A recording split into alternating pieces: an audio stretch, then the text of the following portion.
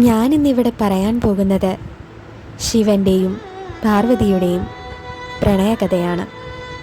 ഹിമവാന്റെ മകളായി ജനിച്ച പാർവതീദേവി ശിവനുമായി ഒന്നിക്കാൻ വീണ്ടും വിധിക്കപ്പെട്ടവളായിരുന്നു. ചെറുപ്പം മുതലേ അവൾ അവനിലേക്ക് ആകർഷിക്കപ്പെടുകയും അവനെ വിവാഹം കഴിക്കാൻ പ്രതിജ്ഞ എടുക്കുകയും ചെയ്തു. എന്നിരുന്നാലും സതിയെ ഓർത്ത് ദുഃഖിച്ചിരുന്ന ശിവൻ ധ്യാനത്തിൽ മുഴുകി വിവാഹത്തിൽ താൽപ്പര്യം കാണിച്ചില്ല.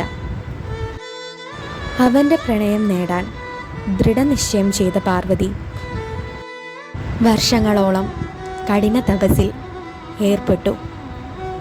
കഠിനമായ സാഹചര്യങ്ങളിൽ ധ്യാനിച്ചു. അവൾ കഠിനമായ കാലാവസ്ഥയെ സഹിച്ചു. ഭക്ഷണം കഴിക്കാതെ ശിവനോടുള്ള തൻ്റെ ഭക്തിയിൽ പൂർണ്ണമായും ശ്രദ്ധ കേന്ദ്രീകരിച്ചു.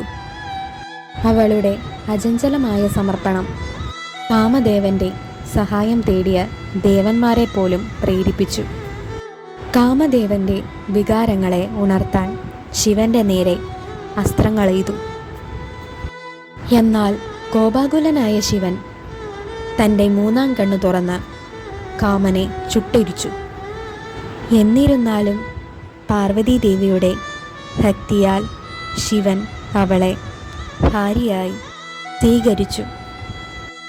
എല്ലാ ദേവന്മാരും ഋഷിമാരും പങ്കെടുത്തു അവരുടെ സ്വർഗീയ വിവാഹത്തിനു.